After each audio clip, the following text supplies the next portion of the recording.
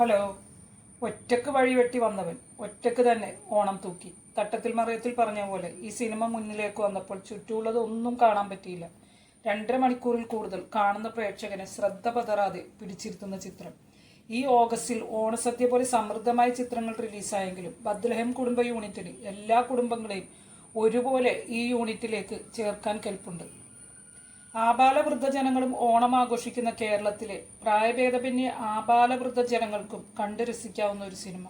പുത്തൻ ഡ്രസ്സിട്ട് ഓണസദ്യ കഴിച്ച് കുടുംബസമേതം തിയേറ്ററിൽ പോയി കുശാലായി ചിരിക്കാം.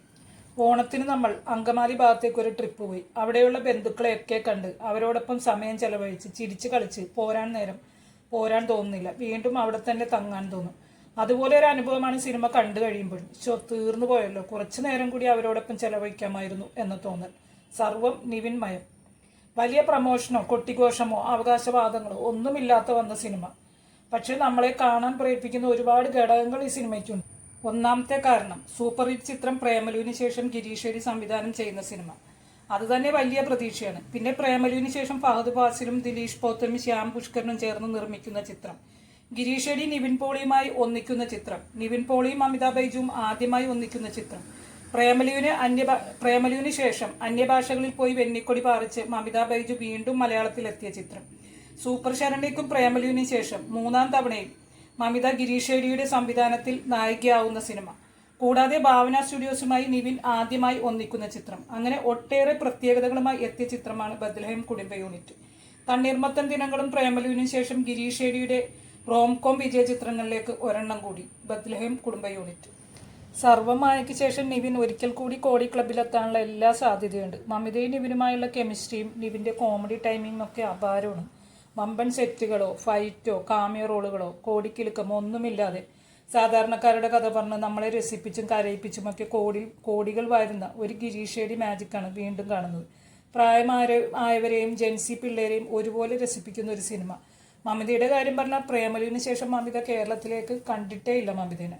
ജനനായകനിൽ വിജയ്ക്കൊപ്പവും വിശ്വനാഥൻ ആൻഡ് സൺസിൽ സൂര്യയ്ക്കൊപ്പവും മമിത ശരിക്കും തമിഴിലും നിറഞ്ഞാടിയിട്ടുണ്ട്. ഈ 3 മാസങ്ങൾക്കുള്ളിൽ ഇപ്പോൾ 3-ാമത്തെ സിനിമയാണ് മമിതയുടേതായി എത്തുന്നത്. തൻ്റെ കരിയറിൻ്റെ പീക്കിലാണ് ഇപ്പം മമിത നിൽക്കുന്നത്. വിശ്വനാഥൻ സൺസിൽ തന്നേക്കാൾ 10-20 വയസ്സ് പ്രായമുള്ള ഒരാളെയാണ് മമിത പ്രണയിച്ചത്, സൂര്യയുടെ ക്യാരക്ടറിന്. ഇതിലും തന്നേക്കാൾ 12 വയസ്സ് കൂടുതലുള്ള നിവിൻ്റെ ക്യാരക്ടറിന് ജസ്റ്റിനെയാണ് പ്രേമിക്കുന്ന റോളാണ് മമിതയുടേത്. രണ്ടും ഒരേ ഇതാണെങ്കിലും വളരെ വ്യത്യസ്തമായ രീതിയിലാണ് മമിത ആ ക്യാരക്ടേഴ്സിനെ ചെയ്തിരിക്കുന്നത്. അതേപോലെ തന്നെയാണ് ജനനായകനിൽ വരുന്ന സീനും. 3 വിധത്തിൽ തന്നെയാണ് മമിത ചെയ്തിരിക്കുന്നത്. ഈ വിശ്വനാഥൻ സൺസിൽ ശരിക്കും ഒരു തുള്ളിത്തെറിച്ച ഒരു പെണ്ണിൻ്റെ റോളാണെങ്കിൽ ഇതിൽ നല്ല അച്ചടക്കവും നല്ല ഒതുക്കമൊക്കെ ഉള്ള ഒരു നാട്ടിൻ പുറത്തുകാരിയുടെ റോളിലാണ് മമിത അഭിനയിച്ചിരിക്കുന്നത്. എല്ലാ ക്യാരക്ടേഴ്സും മമിത അതിൻ്റെതായ രീതിയിൽ തന്നെ ചെയ്തു വെച്ചിട്ടുണ്ട്. പിന്നെ ഇതിൽ മറ്റ് ക്യാരക്ടേഴ്സ് ചെയ്തവരും ഇതിന് സംഭാവന ചെയ്തിരിക്കുന്നത് വളരെ വലുത് തന്നെയാണ്. ഇപ്പോൾ റോഷൻ ഷാനവാസുണ്ട്, നമ്മൾ ആവേശത്തിലുണ്ടായിരുന്ന. പിന്നെ ജസ്കിഡി, ശ്യാമോഹൻ, പിന്നെ അമൽ ഡേവിസ്, സംഗീത് പ്രതാപ്, അങ്ങനെ പിന്നെ നമ്മളുടെ കൺവിൻസിങ് സ്റ്റാർ സുരേഷ് കൃഷ്ണ, പിന്നെ ശ്രിൻജ, ബിന്ദു പണിക്കർ, അങ്ങനെ മീനാക്ഷി, അങ്ങനെ ഓരോരുത്തരും അവരവരുടെ റോള് നല്ല രസമായിട്ട് തന്നെ ചെയ്തിട്ടുണ്ട്. നമുക്ക് ഒരു 2.5 മണിക്കൂർ കൂടുതലുണ്ടെന്ന് തോന്നണം. അത്രയും സമയം നമുക്ക് ചിരിച്ചും കുറച്ച് ഇമോഷൻസും വരുന്നുണ്ട്. പക്ഷേ നമുക്ക് നല്ല രസമായിട്ട് തന്നെ കണ്ടിരിക്കാവുന്ന ഒരു സിനിമയാണ് ബത്ലഹേം കുടുംബ യൂണിറ്റ്. ഒരു കംപ്ലീറ്റ് എൻ്റർടൈനർ എന്ന് പറഞ്ഞാൽ ഇത് തന്നെയാണ്. നിങ്ങളുടെ അഭിപ്രായങ്ങൾ കമൻറ്റ് ചെയ്യുമല്ലോ. എൻ്റെ വീഡിയോ ഇഷ്ടമായ ലൈക്ക് ചെയ്യാനും സബ്സ്ക്രൈബ് ചെയ്യാനും മറക്കരുത്. വീഡിയോയെക്കുറിച്ചുള്ള നിങ്ങളുടെ അഭിപ്രായങ്ങളും കമൻറ്റ് ചെയ്യുമല്ലോ. ഇനിയും സിനിമാ വിശേഷങ്ങളുമായി വീണ്ടും കാണാം. വീഡിയോ കണ്ടതിൽ ഒരുപാട് സന്തോഷം. ബായ്.